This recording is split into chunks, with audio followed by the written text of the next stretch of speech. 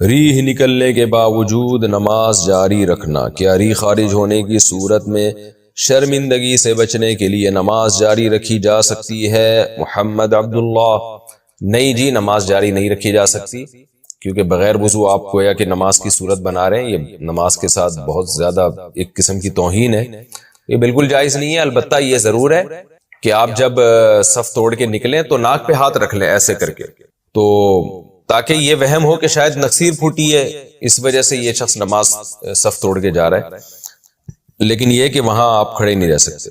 وضو جن چیزوں سے ٹوٹتا ہے، منصور صاحب انڈیا سے، وضو کتنی چیزوں سے ٹوٹتا ہے؟ او بھائی، یہ تو آپ نے پورا مطالعہ پاکستان کا پورا سوال پوچھ لیا ہے۔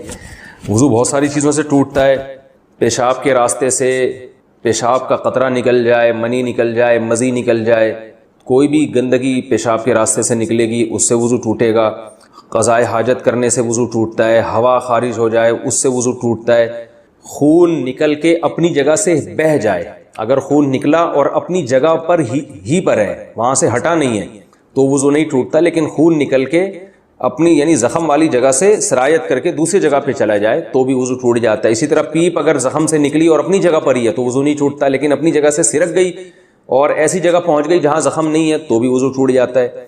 پٹی اگر آپ نے باندھی بھی ہے زخم کے اوپر تو پٹی کے اوپر جتنا بھی خون بہے گا اس سے وضو نہیں ٹوٹے گا، لیکن پٹی سے صاف جگہ پہ اگر وہ چلا جائے گا تو وضو ٹوٹ جائے گا، یعنی خون نکل کے بہہ جائے گا یا پیپ نکل کے بہہ جائے گی تو وضو ٹوٹے گا۔ اسی طرح زوجہ سے ہم بستری کرنے سے بھی وضو ٹوٹ جاتا ہے، اور بس یہ چیزیں جن سے وضو ٹوٹتا ہے۔ نسوار رکھنے سے وضو کا حکم، کیا نسوار منہ میں رکھنے سے وضو ٹوٹ جاتا ہے؟ اسلم نذیر سعودی عرب سے۔ اسلم بھائی، نسوار پان گٹکا اچھی چیزیں نہیں ہیں، منہ میں رکھنے کی چیزیں نہیں ہیں، تھو تھو کرنے کی چیزیں ہیں، لیکن بہرحال اگر کوئی منہ میں نسوار رکھ لے تو اس سے وضو نہیں ٹوٹتا، البتہ نماز سے پہلے اچھی طرح کلی کریں تاکہ اسمیل نہ آئے، کیونکہ نبی صلی اللہ علیہ وسلم نے کچے پیاز کی اسمیل کو برداشت نہیں کیا، تو نسوار اور یہ جو گٹکے مٹکے ہوتے ہیں ان کی تو اور زیادہ گندی بو ہوتی ہے۔ سوال پوچھا ہے جی، جماعت کے 4 اصحاب آپ کی زیارت کے لیے آئے ہیں، ایک عالم ہیں، 2 انڈونیشیا کے مہمان ہیں، ان میں ایک نو مسلم ہے، کہاں ہیں بھائی؟ جلدی سے آ جائیں، ادھر ہی آ جائیں، ابھی یہ ملاقات کر لیں جلدی، شاباش شاباش، تعال تعال، انڈونیشیا اسٹیشن، ماشاءاللہ ماشاءاللہ، انڈونیشیا۔ السلام علیکم ورحمۃ اللہ وبرکاتہ، اہلا وسہلا مرحبا، ماشاءاللہ۔ ما اسمك؟ تعرف العربیہ؟ وعلیکم السلام۔ اچھا، عربی نہیں جانتے؟ ماشاءاللہ۔ کیا نام ہے؟ What's your name? Abu Mohammad. آپ تو ادھر کے، آپ تو رحمت، ماشاءاللہ۔ اچھا، پہلے کیا تھے؟ کرسچن سے اسلام قبول کیا، کنورٹڈ ٹو اسلام، ماشاءاللہ ماشاءاللہ۔ جو کہہ رہے ہیں صحیح کہہ رہے ہیں، یہ مجھے یقین ہے، غلط بات نہیں کریں گے، ماشاءاللہ، جزاک اللہ۔ سرینا بلقائکم۔ میں آپ سے عربی بھی شروع ہو جاتا ہوں، انگلش جانتے ہیں نا؟ انڈونیشین کے علاوہ کچھ؟ ملائی تو ہم ناشتے میں چینی ڈال کے کھاتے ہیں، ان کو بتا دیں بعد میں، چلے پھر میں، اللہ جزائے خیر، جزاک اللہ، جزاک اللہ جی۔ ان کو، آپ کو انڈونیشی زبان آتی ہے؟ ان سے کہیں کہ ہم آپ سے ملاقات کر کے بہت خوش ہوئے، اللہ آپ کو اسلام پہ قائم دائم رکھے اور ایمان پر ہم سب کو موت نصیب کرے، تو بہت خوشی ہوئی ہے آپ دونوں سے مل کے، یہ بتا دیں۔ آمین آمین آمین، جزاک اللہ، ماشاءاللہ۔ میرے بھائی، یہ ہو گیا، پکڑتے جاؤ جلدی جلدی۔ مصر کے ممتاز عالم دین پروفیسر ڈاکٹر احمد کریمہ نے اسکولوں میں نقاب پر پابندی کی حمایت کا اعلان کر دیا ہے۔ پروفیسر احمد کریمہ کا کہنا ہے کہ چہرے کا نقاب نہ واجب ہے نہ فرض ہے، اسلام میں خواتین کے لیے سر کے بال ڈھانپنے کا حکم آیا ہے۔ مصر کے علماء تو داڑھی کے قائل نہیں ہیں، لبرل ہو گئے ہیں، تو مصر کے علماء کو نہیں سنے آپ، ان میں اچھے لوگ بھی ہیں لیکن میجورٹی وہاں بہت ہی لبرلزم بہت پھیل گیا ہے، تو ابھی وہ حیثیت نہیں رہی ہے ان لوگوں کی۔ عورت پہ نقاب بعض ائمہ کے نزدیک تو فرض ہے۔ امہات المومنین جب پردے کی آیتیں نازل ہوئیں تو انہوں نے چہرے کا پردہ کیا ہے اور ان پر چہرہ چھپانا فرض ہوا ہے۔ باقی ٹھیک ہے، یہ مسئلہ اختلافی ہے، لیکن اتنی بات تو ہے کہ شریعت اپریشیٹ تو کرتی ہے نا چہرے کے نقاب کو، کوئی عورت پردہ کرنا چاہے گی تو اس کو روکنے پہ پابندی ہے۔ تو مصر کے جن مولانا صاحب نے یہ فتویٰ دیا ہے نا کہ اسلام میں چہرے کا پردہ فرض ہے یا نہیں ہے فرض، ان سے یہ پوچھا جائے کہ اسلام میں کیا یہ قانون بنانے کی اجازت ہے کہ عورت چہرے کا پردہ نہیں کر سکتی؟ ایک عورت چاہ رہی ہے اپنے چہرے کو چھپانا, آپ اس کو چہرے کو کھولنے پر مجبور کرو, کیا اسلام میں اس کی اجازت ہے؟ تو قطعاً اجازت نہیں ہے. عورت جتنا پردہ کرنا چاہے اسلام اس کو اپریشیٹ کرتا ہے. اگر شروع میں نیت عمرہ کرنے کی تھی مگر بعد میں سعودی عرب میں ہی جاب نوکری کے لیے انٹرویو کا موقع بھی مل گیا, تو کیا انٹرویو دینا نوکری کی تلاش کرنا درست ہے؟ بالکل درست ہے, کوئی حرج نہیں ہے. اللہ میاں نے کہا نا کہ جب تم حج کے لیے جاتے ہو تو تجارت کرنے میں بھی کوئی حرج نہیں ہے, تو جائیں حج کی نیت سے, غریبی میں بزنس بھی کر لیں. اگر زکوٰۃ ادا کرنا 1 سال کی باقی ہے تو وہ ادا کیے بغیر عمرے پر جانا کیسا ہے, جبکہ عمرے سے واپس آ کر زکوٰۃ ادا کرنے کا ارادہ ہو؟ ٹھیک ہے, کر سکتے ہیں ایسا. کیا عورت اپنی 2 سال کی بیٹی کے ساتھ اپنے محرم کے بغیر عمرے کے سفر سے واپس آ سکتی ہے؟ دیکھو, عمرے یا حج کا سفر یہ محرم کے بغیر جائز نہیں ہے. شدید ضرورت کے وقت اتنی گنجائش ہے کہ جیسے وہاں سے سعودیہ سے واپس آ رہی ہے, کوئی محرم کا انتظام نہیں ہے, تو اس کی مجبوری میں گنجائش ہے کہ وہاں سے, کیونکہ آج کل وہ جہاز میں وہ فتنے کا اندیشہ نہیں ہوتا جو پہلے ہوا کرتا تھا. پہلے سفر میں نا اتنا لمبا عرصہ سفر ہوتا تھا, تو احتیاط کے تو بہرحال خلاف ہے, لیکن مجبوری ہے, کوئی نہیں ہو رہا انتظام تو پھر گنجائش ہے اس کی. لیکن عمرے کے دوران جو ہے نہیں جاتے ہیں, 10 دن کا عمرہ ہے, 20 دن کا عمرہ ہے, یا 40 دن کا حج کا سفر ہے, یہ بڑی لمبی ٹریولنگ ہوتی ہے. اس میں بغیر محرم کے جانا بالکل جائز نہیں ہے, اور اس میں بہت زیادہ فتنے ہیں بغیر محرم کے عورت کے. لوگ یہ سمجھتے ہیں کہ ہم عورت کے ساتھ مقدس سفر پہ جائیں گے تو فتنہ نہیں ہوگا. یہ بالکل بچکانا, بے وقوفوں والی باتیں ہیں. مرد اور عورت جہاں اکٹھے ہوں گے ایک دوسرے کی طرف اٹریکشن ہوگی, چاہے حج کا سفر ہو, چاہے عمرے کا سفر ہو, چاہے وہ فلم دیکھنے جا رہے ہیں. اس کا سینما گھر سے, فلم سے, حج سے کوئی تعلق نہیں. اور حج میں بہت زیادہ فتنہ ہوتا ہے. اگر کوئی جوان خاتون حج میں چلی گئی, ان کا کوئی محرم نہیں, حاجیوں کو بہت ٹائم ملتا ہے اس کو پٹانے کا, بہت موقع ملتا ہے حاجیوں کو. پتا ہوتا ہے پیچھے ابھی کوئی مرد نہیں ہے تو وہ خدمت کرنا شروع کر دیں گے.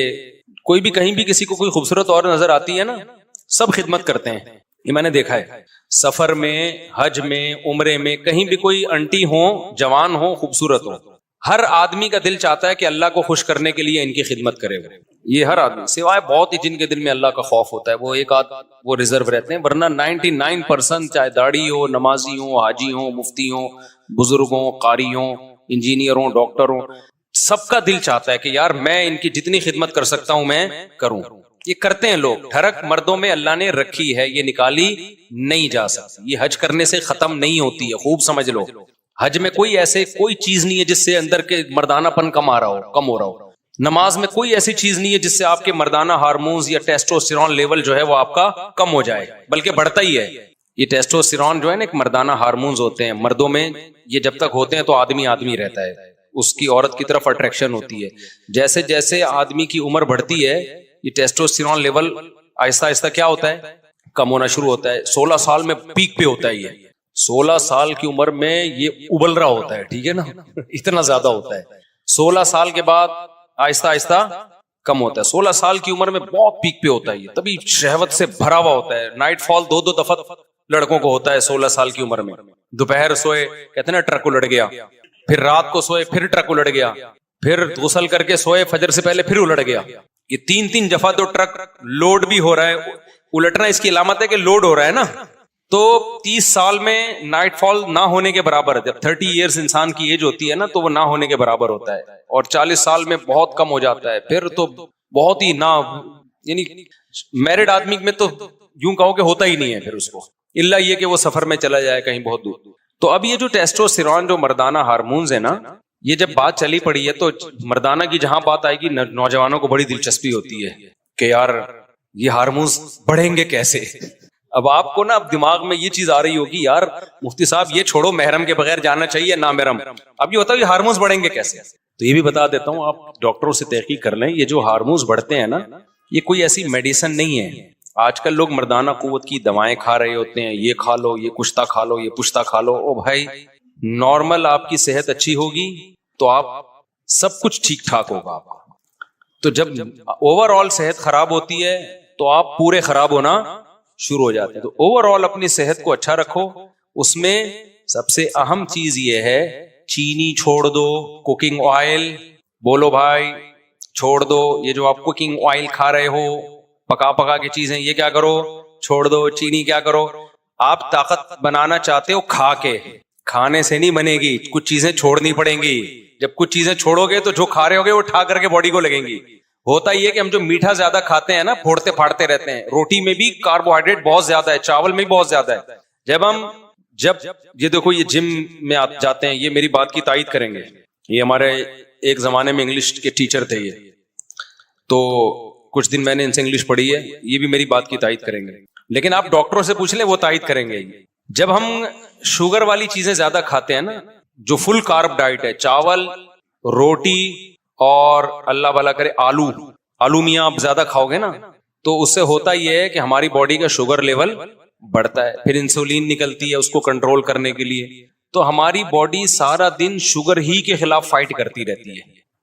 جو باڈی کو اور بہت ساری چیزیں چاہیے نا, کچھ جذب کرے ہماری باڈی میں, آئرن جذب ہو, جو بہت سارے منرلز ہیں, وائٹامنز ہیں, وہ جگہ نہیں بنا پاتے اپنی, سمجھتے ہو, وہ جگہ نہیں بنا پاتے. دیکھو اس کی مثال ایسے ہے, جیسے لوگ دودھ پیتے ہیں نا ناشتے کے بعد. اب آپ نے 2 پراٹھے کھا لیے, اب جب آپ 2 پراٹھے کھا کے دودھ پیو گے تو دودھ آپ کی باڈی کا حصہ بنے گا؟ وہ تو پراٹھوں سے بھر گئی ہے نا باڈی کو, تو وہ پراٹھے ایڈجسٹ ہونے میں ہی 6 گھنٹے لگا دے گی. وہ کیا خیال ہے پراٹھے ہضم ہونے میں؟ تو وہ باقی چیزیں تھوڑی اس کو موقع ملے گا. تبھی آپ نے دیکھا ہوگا اکثر حکیم لوگ دوا بتاتے ہیں, جی صبح نہار منہ کھانی ہے. وہ کیوں بتاتے ہیں؟ صبح نہار منہ آپ کا معدہ خالی ہوتا ہے, وہ قوت جاذبہ اس میں ہوتی ہے, جذب کرنے کی طاقت اور صلاحیت ہوتی ہے. جو چیز ڈالیں گے وہ ٹھا کر کے جذب کرے گا. تبھی افطار میں ہم جو کھاتے ہیں جزو بدن بن جاتا ہے وہ, کیونکہ معدہ خالی ہوتا ہے اور باڈی میں شوگر نہیں ہوتی, ہماری شوگر کی کمی ہوتی ہے, تو وہ باڈی مانگ رہی ہوتی ہے, تو جو ڈالیں گے نا باڈی کے اندر کھائیں گے وہ جزو بدن بنے گا.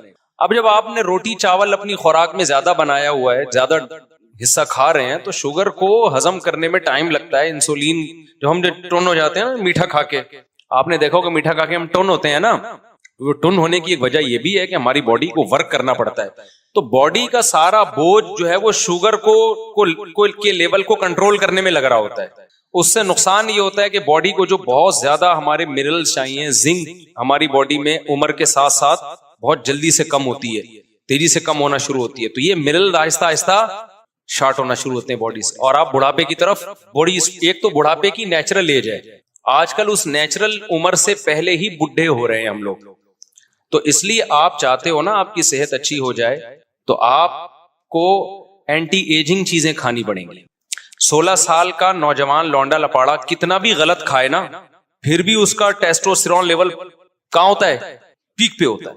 اب جب عمر آپ کی بڑھتی ہے تو پھر آپ کو وہ چیزیں جو آپ کو وقت سے پہلے بوڑھا کر دیں, ان چیزوں سے ایوائڈ کرنا ہے. کھانا مزید کچھ نہیں ہے, آپ نے کھانا چھوڑنا ہے. آپ نے نہیں آئی بات, میرا خیال ہے. تو غلط چیزیں جب چھوڑ دیں گے نا, تو تھوڑی بھی کھائیں گے وہ ٹھا کر کے باڈی کو لگیں گی. تو غلط چیزیں چھوڑ دو آپ. غلط میں کیا ہے؟ چینی چھوڑ دو بھائی. جتنے بھی کوکنگ آئل آ رہے ہیں ان کو گھر سے ہمیشہ کے لیے نکال دو, ان کی جگہ دیسی گھی لے آؤ. اب آپ بولو گے بھائی تمہارا باپ خریدنے کے پیٹرول کے پیسے ہیں نہیں, دیسی گھی تمہارا باپ خریدے گا.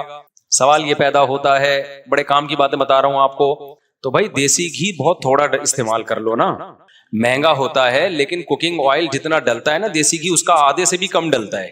دیسی گھی میں پکا لو. اور آسان حل آپ کو بتاتا ہوں, سوراب گوٹ پہ جاؤ, دمبے کی چربی چکی خرید کے لے آؤ, چکی خرید کے لاؤ دمبے کی. اس میں بڑے منرلز ہوتے ہیں, بہت سارے جو ہماری باڈی کو چاہیے نا اس میں ہوتے ہیں, وہ چکی میں. آپ نے کیا کرنا ہے, چکی کو تھوڑے تھوڑے ٹکڑے کر کے ہانڈی میں, اسٹیل کی دیگچی لے لو کیونکہ سلور کی برتنوں میں نہیں پکانا چاہیے چیزوں کو. تو آپ نے کیا کرنا ہے, وہ چکی کو لے کے آپ نے ہلکی آنچ پہ اس کو پکانا شروع کرو. میں ایک دفعہ غلط تجربہ کر چکا ہوں, میں اپنے تجربوں سے آپ کو چاہ رہا ہوں فائدہ پہنچاؤں.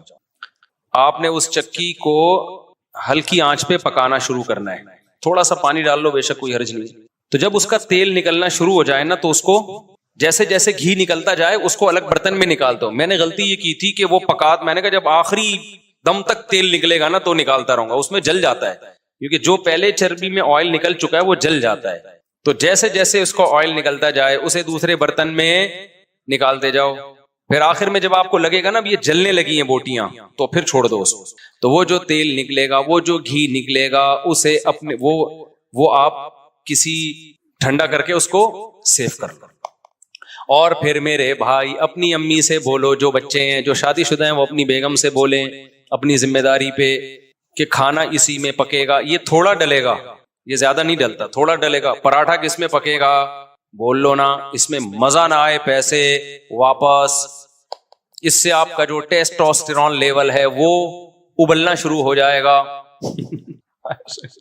سمجھ رہے ہو؟ امی کو نہیں سمجھاؤ, امی کو کیا پتا ٹیسٹوسٹیرون کیا ہوتا ہے. ٹھیک ہے, کیا کہہ رہے ہیں, کیا کریں اب امی کو نہیں, پھر اپنے خود کرو نا.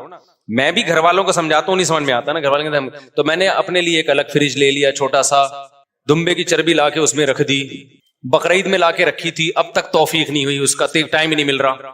تو ہم بھی باتیں ہی کر رہے ہیں, کام بھی وہی پراٹھے رہے ہیں ہوٹل کے, باتیں کرنی تو باتیں تو اچھی کرنی چاہیے نا انسان کو. لیکن میں آپ کو صحیح بات بتا دوں, چند دن آپ خوراک پہ کنٹرول کر لو, زندگی بن جائے گی, مزہ نہ آئے پیسے واپس. ایسی زندگی اچھی ہو جائے گی نا, صحت خاندانی ہو جائے گی, آپ کو لگے گا اچھا یار اس کو بولتے ہیں صحت, اس کو بولتے ہیں. ابھی ہم لوگ سب بیمار ہیں, سب بیمار چل رہے ہیں, اتنی گند بلا کھا رہے ہیں نا ہم لوگ. چند دن خوراک پہ کنٹرول کر لو. تو آپ نے کیا کر, دوبارہ سے یار ہم اس کو تو کنٹینیو چلنے دو نا. اچھا میں نے یہ کیا تھا, ہم نے اس دفعہ اونٹ قربان کیا نا, اس میں بہت تھوڑی چربی نکلی, تو میں نے اونٹ کی چربی کا گھی نکالا. میں نے ولاگ نہیں بنایا اس کا, لیکن بنانا چاہیے تھا. تو اب سوچ رہا ہوں دمبے کی چربی کا بناؤں, اس سے لوگوں کو بڑی وہ ملتی ہے نا, بڑی چربی ملے, چربی دیکھ کے طاقت آ جاتی ہے ان میں. تو اونٹ کی چربی کا میں نے بنایا تھا, اس کو کاٹ کے نا چربی کو اسی طرح پکا کے, اونٹ میں چربی بہت تھوڑی ہوتی ہے, تو 2 بوتلیں اتنی بڑی بڑی گھی نکل آیا تھا اس کو. تو میں جس ہوٹل سے پراٹھے منگواتا ہوں نا, مجھے ہوٹلوں کے پراٹھے پسند ہیں, تو اس ہوٹل والے کو میں نے وہ گھی رکھوا دیا اس کے پاس کہ اس چربی میں گھی پراٹھا بنا کے دو, تو وہ میں نے پورا ختم کر دیا الحمدللہ. اونٹ کی چربی تو بہت مفید ہے صحت کے لیے. تو یہ جو کوکنگ آئل ہے نا, اس سے آپ اپنی جان چھڑائیں, ورنہ یہ آپ کی جان لے لے گا. جب بیمار ہو گئے نا, اتنے یار ایسے بچوں کے کڈنی فیل, شوگر اتنے چھوٹے چھوٹے بچوں کو ہو رہی ہے. 25 سال کا جوان آدمی ہارٹ اٹیک, 30 سال کا جوان آدمی ہارٹ اٹیک, 35 سال کا پٹھان پشاور کا, جس کا میں نے وہ ولاگ بنایا تھا. اتنے صحت مند لوگ بھی کیا ہو رہے ہیں, 35 سال میں ہارٹ پیشنٹ بنے ہوئے ہیں. تو یہ انہی گند بلا کھا کے تو بنے ہوئے ہیں. تو آپ نے کیا کرنا ہے, چینی سے جان چھڑانی ہے, اور میٹھے سے, صرف چینی نہیں ہے, میٹھا زیادہ چھوڑ دو آپ. اور دوسرا کیا کرنا ہے آپ لوگوں نے, آئل سے کیا کرنی ہے, جان چھڑانی. تو جاؤ وہاں سے, یہ جو جتنے بھی ویجیٹیبل کے آئل ہوتے ہیں نا, جو جیسے سرسوں کا تیل ہے یا اس طرح کے, یہ پکائے نہیں جاتے. اب پکائے بغیر مزہ نہیں آتا کھانے میں, تو پکانے سے نا ان کی تاثیر ختم ہو جاتی ہے, ان کی تاثیر چینج ہو جاتی ہے. تو پکانے کے لیے اللہ نے صرف جانور کا فیٹ رکھا ہے, دمبے کی, کیونکہ گوشت اللہ کو پتا تھا پکائے بغیر نہیں کھایا جاتا. تو اللہ میاں نے کیا کیا, جانور کے اندر ہی چربی پیدا کر دی, تاکہ اللہ کی طرف سے جو ہمیں گوشت کی صورت میں گفٹ ملا ہے وہ پورا گفٹ ہو جائے. دیکھو بڑی کمپنیاں جب کوئی چیز دیتی ہے نا, تو پوری پیکنگ کے ساتھ دیتی ہیں. آپ نے دیکھا ہوگا پہلے شہد ملتا تھا, اس کے اندر چمچ بھی ہوتا تھا, کسی چمچ سے نکال کے کھائیں آپ. بچوں کے لیے جو میڈیسن آتی ہیں, دوائیں آتی ہیں, ڈراپر بھی اسی میں ہوتا ہے, سیرپ کے ساتھ ڈراپر موجود ہے کہ اسی ڈراپر سے آپ نکال لیے گا. تو اللہ میاں نے جانور کے اندر چربی اس لیے رکھی ہے کہ کوکنگ آئل تو آج ایجاد ہوئے ہیں نا, گوشت تو صدیوں سے کھایا جا رہا ہے. اللہ کو پتا تھا یہ پکائیں گے کس چیز میں, گوشت اگر اسی بوائل کر کے کھائیں مزہ تھوڑی آتا ہے, وہ تو اور گھن آتی ہے. گوشت کا تو جب تک آئل نہ ڈالیں, کوئی چکنائی نہ ڈالیں, پکتا ہی نہیں ہے, وہ صحیح ذائقہ ہی نہیں آتا اس میں. تو اللہ میاں نے کیا کیا, اللہ میاں نے بہت انڈونیشین زبان میں ان کو ترجمہ کر کے پتا چل جائے, تاکہ ان کو بھی پتا چلے اللہ میاں کیا کیا کر رہے ہیں. ٹھیک ہے نا, ان کو بھی بتائیں بھائی انڈونیشیا زبان میں, ملائی زبان میں ترجمہ کر کے. ملائی تو ملیشیا کی زبان ہے. اچھا خیر, ان کو ملائی کی فضیلت بھی بتائیں. تو اللہ میاں نے کیا کیا کہ اللہ میاں نے بولا کہ یہ جو جانور ہے اسی کے اندر چربی پیدا کر رہا ہوں, تو اسی چربی میں تم نے گوشت پکا کے کھانا ہے. اچھا یہ اتنی بڑی نعمت ہے چربی, جانور کی میں جو چربی ہوتی ہے نا, فیٹ ہوتا ہے, اتنی بڑی نعمت ہے کہ اللہ تعالیٰ کو نے, جب یہودیوں نے اللہ کو بہت, موسیٰ علیہ السلام کو تنگ کیا اور اللہ کے حکام کی دھجیاں اڑائی نا یہودیوں نے. قرآن کہتا ہے نا جب بھی ہم پیغمبر بھیجتے تو یہ مذاق اڑاتے تھے. تو اللہ میاں نے یہودیوں سے کہا کہ تمہاری توبہ قبول ہوگی اس وقت کہ میں تم پہ کچھ چیزیں بطور سزا کے حرام کر رہا ہوں. اب تمہاری توبہ تو قبول ہوگی لیکن دنیا میں سزا ملے گی. تو اللہ میاں نے کیا کہا, یہودیوں پر جانوروں کی چربی حرام کر دی. تو چربی جو حرام ہوئی ہے یہ بہت بڑی نعمت تھی جس سے اللہ نے یہودیوں کو محروم کیا. وحرمنا علیہم شحومہما, اللہ کہتے ہیں ہم نے اونٹ کی چربی, گائے کی چربی ان پہ حرام کر دی, جانوروں کی چربی, کہ گوشت اب چربی میں نہیں پکانا تم نے. تو آپ مجھے بتاؤ اگر یہ جانوروں کا جو فیٹ ہے یہ انسان کے لیے نقصان دہ ہوتا تو اللہ اس نعمت کو یہودیوں سے چھینتے ہیں بھائی؟ بلکہ اللہ یہودی کہتے ہیں اللہ تو ہم پہ اتنا مہربان ہے, ہم گناہ کر رہے ہیں اور تو نے ہم پہ چربی حرام کر دی تاکہ ہم فیٹ کے بغیر گوشت کھائیں اور لائف کو کیا کریں, انجوائے کریں. اللہ کو پتا تھا اس چربی میں وہ کچھ ہے جو گناہگاروں کے لیے سوٹیبل نہیں ہے, مت کھاؤ, مزے کی چیز ہے, تمہیں پابندی ہے تم پہ کھانے کی, سمجھتے ہو؟ تو اس کا پتہ چلتا ہے کچھ ہے اس میں. ہم نے کیا کیا, ہم سے کچھ ایسے گناہ ہوئے کہ ان گناہوں کی وجہ سے اللہ نے کہا تم پہ ایسے حرام کروں گا کہ تمہیں ندامت بھی نہیں ہوگی. وہ اللہ تعالیٰ نے ایسا کیا کہ ہم سے جب گناہ ہوئے نا تو اللہ تعالیٰ نے جو کوکنگ آئل والی کمپنیاں ہیں نا ان کو کہا, یعنی ان کے دل میں یہ بات ڈالی کہ تم لوگ ڈبوں والا تیل نکالو مارکیٹ میں, لوگ خود بخود یہ جانوروں کی چربی چھوڑ کے ڈبے پہ سیٹ ہو جائیں گے آ کے, اور جانوروں کی چربی میں کہیں گے اسمیل آ رہی ہے, اس سے کیا آ رہی ہے, اسمیل آ رہی ہے. بیٹا یہ چربی ہٹا کے گوشت کھانا. تو یہ زیادہ بڑا ہم سے کچھ گناہ ہوا ہے کہ یہودیوں پہ تو اللہ نے حرام کی, یہودی اس سے ٹینشن میں آئے.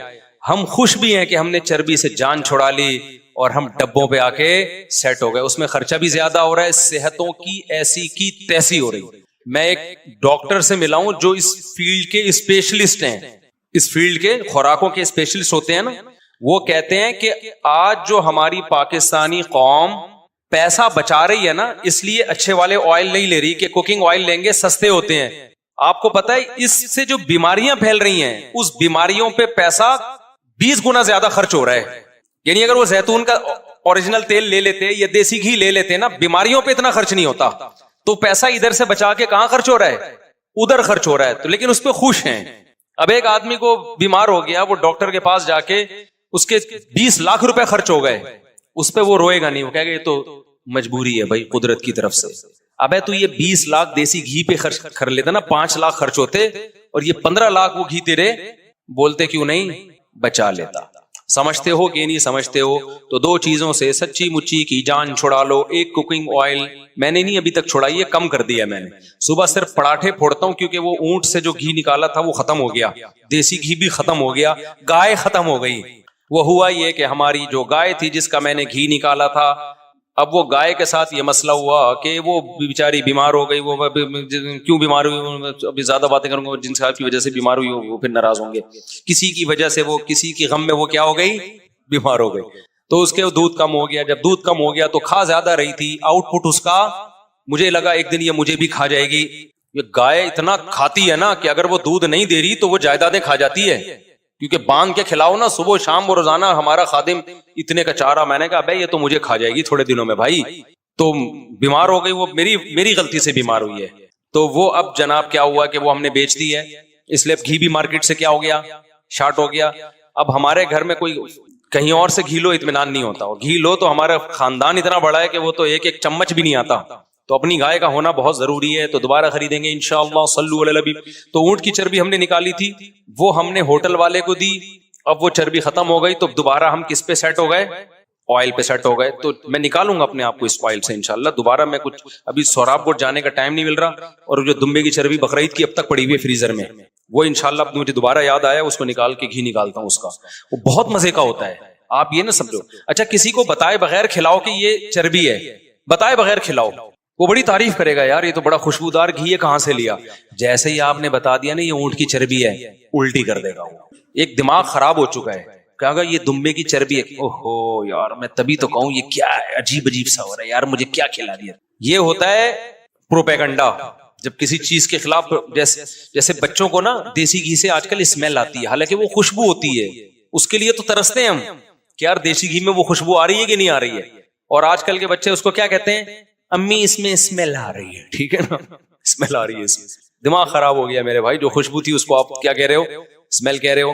تو جلدی جلدی میں بتا دوں آپ نے کیا کرنا ہے. میں نا اب صحت کی چیزوں کو لے کر آؤں. میں اوور آل تو آپ جو ڈاکٹر سے ہی رابطہ کریں گے, لیکن کچھ تو بنیادی چیزیں ہیں. لوگ بہت ڈرتے ہیں کہ ہم ہی نہیں کر سکتے. میں تو میں نے آج سارا دن بیٹھ کے خشخاش کوٹی ہے. سارا دن تو نہیں کہنا چاہیے, 2 گھنٹے خشخاش کو میں نے کیا کیا ہے, بولتے کیوں نہیں, کوٹا ہے بیٹھ کے 2 گھنٹے. اتنا میرے پاس ٹائم ہے نہیں, آج نکالا ہے میں نے, بہت دنوں سے پڑی ہوئی. وجہ اس کی یہ کہ آپ کو اپنی صحت کا خیال کرنا ہے. تو خشخاش جو ہے نا, خشخاش کو آپ کوٹیں. ایک بہت بڑے ماہر حکیم ہے, انہوں نے مجھے نسخہ بتایا تھا اور یہ بہت فائدے مند ہے. خشخاش کو آپ کوٹ کے نا اس کا دودھ نکالیں, وہ نچوڑتے ہیں نا دودھ نکلتا ہے. اب میں پورا نہیں بتا رہا نسخہ کہ مجھے قبلہ حکیم سمجھنا شروع کر دیں آپ لوگ. اور ناریل کا پانی نکالو آپ, اور پستہ اور یہ بادام شدام, یہ 2-4 چیزیں یہ اپنے خرچے پہ کھا لیا کرو, زیادہ فری ہونے کی ضرورت نہیں ہے. اب اس میں یہاں میں ریسیپیز نہیں بتاؤں گا. تو اچھا ایک ریسیپی میں بتا دیتا ہوں جو بہت ہی باریک لونڈے لپاڑے ہیں نا کراچی کے گٹکے والے, ان کے لیے ابھی بتاؤں گا تو بات بہت لمبی ہو جائے گی. ان کے لیے میں ایک ریسیپی بتاؤں گا دیسی, کیونکہ وہ تجربہ ہے, وہ کچھ میوہ جات ہیں وہ میں بنا کے بتاؤں گا انشاءاللہ. تو وہ جتنے باریک لونڈے لپاڑے ہیں نا گٹکے کی وجہ سے, یا ویسے ہی ان کی ایکس رے رپورٹ قمیض اتارتے ہی پسلیاں نظر آتی ہیں, وہ نسخہ استعمال کریں انشاءاللہ ہٹے کٹے ہو جائیں گے. وہ بہت زبردست چیز ہے. وہ مجھے بتائی تھی جب میں 18 سال کا, میں بہت باریک تھا, بہت باریک. تو مجھے ایک حکیم نے بتائی تھی وہ, اور وہ اس میں کوئی نقصان دہ چیز نہیں ہے, بہت زبردست چیز ہے. وہ بہت صحت اچھی ہو جائے گی, بال گھنے ہو جائیں گے آپ کے اسکن بڑی زبردست ہو جائے گی, اور جو ہے آپ کا دماغ بہت معطر ہو جائے گا. تو وہ کبھی ریسیپی انشاءاللہ بتاؤں گا. وہ ولاگنگ, یہ چیزیں ہم نے ولاگنگ کے لیے تاکہ ہمارا مذہبی چینل جو ہے نا وہ خراب نہ ہو ان چیزوں سے, ٹھیک ہے. اب مذہبی چینل میں ہمارے جناب تقریریں آ رہی ہیں یہ, اور پھر دیسی گھی بنانے کا طریقہ بھی آ رہا ہے, تو اچھا نہیں لگتا. ہم نے کہا یار یہ چیزیں اس چینل سے الگ کرو, دیسی گھی بھی. تو خیر, تو آپ نے کیا کرنا ہے, چربی کو پگھلا کے گھی نکال لو, ٹھیک ہے نا. سوراب گھٹ جاؤ, وہاں سے دمبئی کی خالی چربی بھی مل جاتی ہے, تو چربی کو پکا لو آپ ایسا بہترین. اور پھر کسی کو بتاؤ نہیں کہ چربی ہے, کھلا دو اس کو, کھاتا رہے گا, اس کو پتہ ہی نہیں ہوگا کہ یہ چربی کھا رہا ہوں میں, وہ زیادہ مزہ آئے گا اس کو کھانے میں. تو آپ دیکھو, اگر آپ نے چینی کم کر دی اپنی زندگی سے, روٹی چاول ختم نہ کرو, کم کر دو, ختم نہ کرو بلکہ کیا کر دو, کم کر دو. اچھا ایک بات میں, جب آپ روٹی چاول کم کرو گے نا تو آپ کو کمزوری محسوس ہوگی. مجھے اس اشکال کا کہیں جواب نہیں ملتا تھا کہ یار ہم جب روٹی چاول کم کھاتے ہیں تو ویکنس محسوس ہوتی ہے, کمزوری محسوس ہوتی ہے, ایسا لگتا ہے کہ جسم میں کمی ہے. تو پھر ہم دوبارہ کھانا شروع کر دیتے ہیں کہ ہم اپنے آپ کو کمزور کیوں کریں. پھر مجھے ایک ڈاکٹر کے پاس سے اس کا جواب ملا. میں نے بی بی سی کا جو میڈیکل سائنس کا پیج ہے اس پہ بھی دیکھا. یہ بی بی سی میں تو بڑی مستند, اکثر 99% تو بڑی مستند رپورٹیں آتی ہیں میڈیکل سائنس کے حوالے سے. وہاں سے بھی تصدیق ہوئی, ان ڈاکٹر سے بھی. ہوتا یہ ہے کہ میٹھے کی نا انسان کو ایسے عادت پڑتی ہے جیسے چرس کی عادت. میٹھے کو نشہ ڈکلیئر کیا ہے ڈاکٹروں نے, یہ ایک نشہ ہے. جب آپ میٹھا کھاتے رہتے ہو نا, تو جب آپ چھوڑتے ہو تو آپ کو جیسے کوئی چرس پیتا رہے یا چائے کا عادی ہو, کافی کا عادی ہو, جب چھوڑتا ہے تو باڈی میں کمی محسوس ہوتی ہے نا. اس کا دل چاہتا ہے میں چائے پیوں, اس کا دل چاہتا ہے میں کافی پیوں. تو وہ جو دل چاہ رہا ہے وہ باڈی میں کوئی کمی نہیں ہے, وہ آپ کے دماغ کی کیا ہے, وہ دماغ کی سوچ ہے, دماغ کو عادی بنا دیا ہے. تو ہماری جو کھوپڑی ہے نا یہ میٹھے کی عادت اس کو ہو جاتی ہے. اب ہم روٹی میں, چونکہ روٹی میں نشاستہ بہت زیادہ ہے, چاول میں نشاستہ بہت زیادہ ہے. جب آپ روٹی چاول چھوڑتے ہو نا تو آپ کو شوگر کی کمی محسوس ہوتی ہے, آپ کا دل چاہتا ہے میں کھاؤں. اس کا وہ کمزوری نہیں ہے, وہ ایک ایڈکشن ہے, وہ عادت ہے, ایڈکٹ ہو چکے ہیں آپ اس کے. اس کا حل یہ کہ آپ چھوڑ دیں. چند دن تک جب نہیں کھائیں گے نا تو وہ فیلنگ ختم ہو جائیں گے آپ. اب میں نے اکثر دیکھا ہے جو لوگ کھانے کے بعد میٹھا کھاتے ہیں نا, میٹھا لازمی کسٹرڈ اور یہ سب کھا رہے ہوتے ہیں, وہ کہتے ہیں یار ہمیں تسلی نہیں ہوتی جب تک کھانے کے بعد ہم آئس کریم نہ کھا لیں یا زردہ نہ کھا لیں یا میٹھا نہ کھا لیں, ہمیں جسم میں کمی محسوس ہوتی ہے. تو وہ کمی نہیں ہوتی, وہ آپ کو چونکہ لت پڑ چکی ہے تو دماغ بار بار آرڈر دے رہا ہوتا ہے کہ بھائی باڈی میں کسی چیز کی کمی ہے. تو وہ کمی ہوتی نہیں ہے, باڈی میں کوئی کمی نہیں ہوتی, دماغ خراب ہوا ہوتا ہے. اس کا حل یہ ہے کہ چھوڑ دو, تھوڑے دنوں تک چھوڑ. 21 دن ایک لمسم ایک ٹائم ہے, 21 دن تک آپ نے چھوڑ دیا تو پھر وہ بری لگنے لگے گی آپ کو. پھر آپ میٹھا جس دن کھاؤ گے آپ کو لگے گا باڈی میں میٹھا کیا ہو گیا ہے, زیادہ ہو گیا, تو سیٹ ہو جاؤ گے آپ. میں اس کی ایک مثال دیتا ہوں, اس سے انشاءاللہ بات سمجھ میں آئے گی. آپ لوگ پریشان تو نہیں ہو رہے کہ وہ سب کیا کس سے لے کے بیٹھ گئے, فائدے کی باتیں ہیں یہ بس کر کے پھر میں سوال جواب کی طرف آتا ہوں. میں نے ایک دفعہ کیا کیا, 8-10 سال پرانی بات ہے, کولڈ ڈرنک شوگر فری پی لی.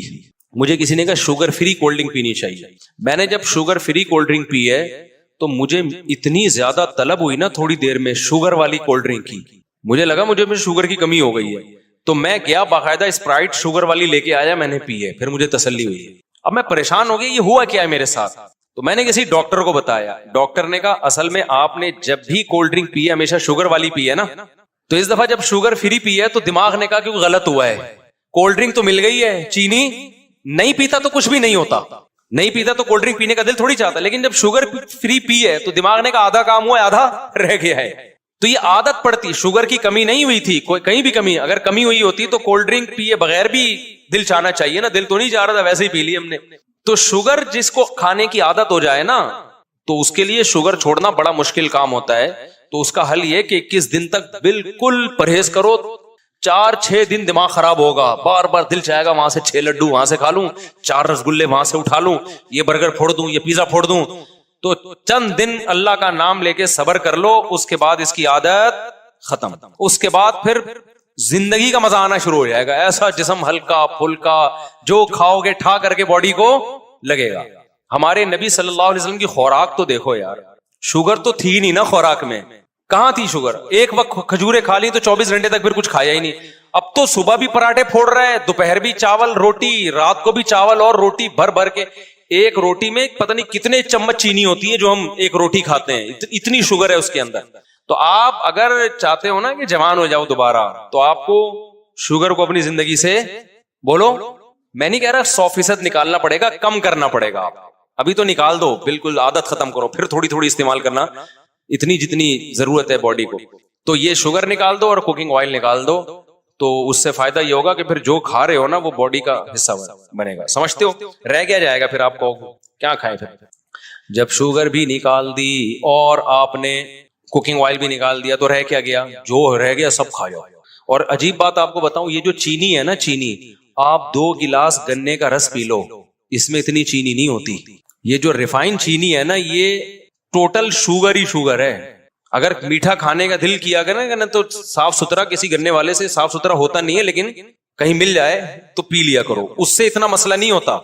گڑ کھانے سے بھی اتنا مسئلہ نہیں ہوتا, کیونکہ گڑ میں شوگر بھی ہے, بہت سارے منرلز بھی ہیں گڑ کے اندر, بہت ساری چیزوں کا مجموعہ ہے گڑ. یہ جو شوگر ہم کھا رہے ہیں یہ تو ٹوٹلی ہے ہی شوگر نا, اس میں تو شوگر کے علاوہ کچھ بھی, 1 چمچ بھی بہت ہے. تو اگر شوگر نہیں چھوٹتی نا آپ سے, نہیں میٹھا, تو کم از کم چینی سے ہی اوائڈ کر لو. کرے گا کوئی بھی نہیں. میں خود ابھی جا کے تو پتہ نہیں کیا پھوڑ پاڑ دوں جا کے. باتیں اچھی کرنی چاہیے باہر انسان, لیکن میری خوراک بہت کم ہے.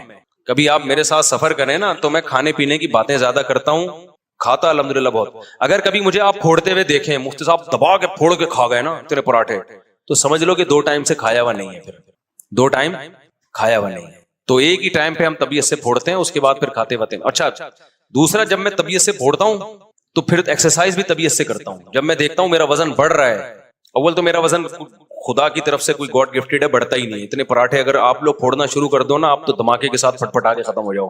تو میں جس طرح سے پراٹھے نہیں چھوٹتے بھائی, اتنی بھی صحت کی فکر نہیں ہوگی, آدمی زندگی کی لذتوں سے ہی ہاتھ دھو بیٹھے نا, تو پراٹھے تو ہمارا باپ بھی کھائے گا. اور اتنا بھی تھوڑی صحت کا خیال کرنا ہے کہ بہت ہی زیادہ کھا, اتنا بھی یار آدمی تو تھوڑا سا خیال ضرور کرو. ایک ٹائم پہ بد پرہیزی کر لی تو دوسرے ٹائم پہ تھوڑا خیال کر لی, اس طرح سے. تو آپ کو جو ہے نا یہ خیال کرنا پڑے گا. ہمارے ہاں لوگ اس کو ثواب سمجھتے ہیں کہ پیزے تو سوال ہی پیدا نہیں ہوتا, ہم ایک نوالا بھی کوئی ہمیں کھلا دے. میں بڑی بڑی دعوتوں میں جاتا ہوں, اتنے بڑے بڑے پیزے لا کے رکھ دیتے ہیں میرے سامنے, میں نہیں لیتا.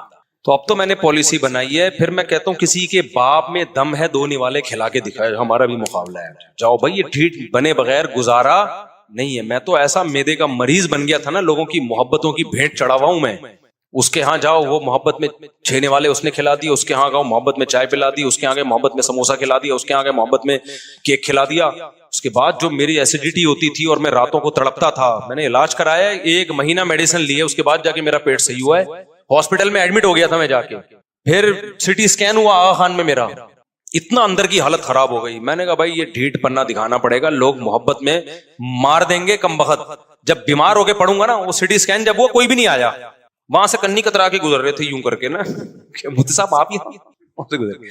تو بہرحال علاج ہو گیا, ٹھیک ہو گیا الحمدللہ. اس کے بعد میں نے کہا نہیں بھائی, لوگوں کی مرضی سے جو کھاتا ہے وہ پرلے درجے کا بے وقوف ہے. تو آپ تو مہینے میں 1 آدھ دفعہ دعوت میں جاتے ہیں, کھا لیا کریں, 1 آدھ دفعہ بد پرہیزی